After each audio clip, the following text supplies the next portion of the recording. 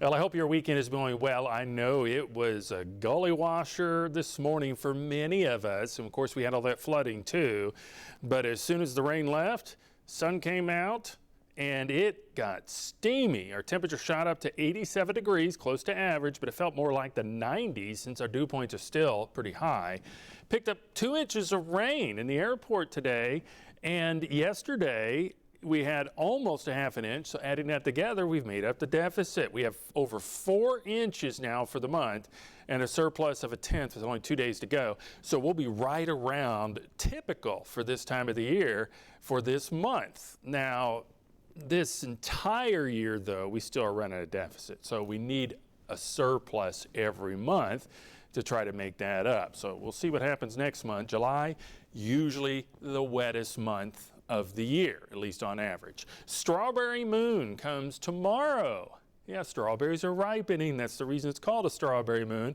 It's not that color. It's called that just because they're ripening and terrific to pick. It's going to happen at 7:56 p.m. The sun rises at 9:10, so you'll be able to see the full moon. I think we won't have too many clouds around to obscure it. It is called other names, so bloomy moon, green corn moon, birth moon, and hatching moon too. So I hope you enjoy that. Precipitation for the month, looking good.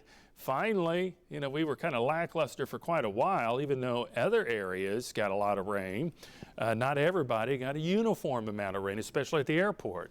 So now we have a pretty good amount. Forecast highs tomorrow, yeah, we're pushing 90. A lot of us are going up at 90 degrees or above. And when you factor in the dew points, which are still running in the 70s, it's going to be feeling much hotter. A lot of us will feel like it's a 100 to 105 almost in most places. Now, there are places off the valley that still have heat indices close to 100 degrees, but not quite that high. Now, up in Kentucky, there is a heat advisory for tomorrow. That's due to the heat indices getting to 100 to 105 perhaps for a little bit prolonged period of time. So that's why they have a heat advisory out. Just make sure that you practice heat safety. So when you're outdoors for a long period of time, try to stay in the shade as much as you can. Take breaks, don't overexert yourself, and make sure you hydrate as much as you possibly can, because you don't want to get that dehydration, which could happen pretty quickly. Also, check on your pets. Make sure they have a place that's a little cool, or at least in the shade if they're outdoors. And also loved ones that may not quite have air conditioners or a place to be cool enough, because it's going to be like this all week long.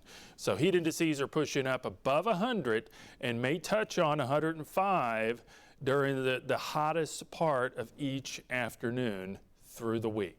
Futurecast is depicting a possibility for a spotty shower still lingering, and I think it's a little overdone, but we could have a few spotty showers. We've already noticed some of those up north, and that'll continue to be a possibility. Even through tomorrow, there could be 1 or 2 developing, but nothing like the frog strangler we just had to deal with all that rain that caused flooding.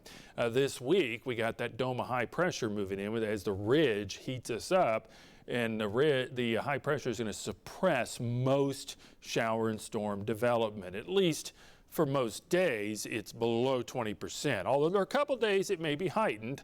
Wednesday, there's a 20% chance. And we'll have a lot of sun this week, a few more clouds on Wednesday and Thursday than other days, 20% Friday, and then we get into Independence Day and Sunday, the chance starts to go up, so we could have some scattered showers and thunder showers around for next weekend. Hope you have a terrific end to June and a great start to July. I'll see you back here again soon.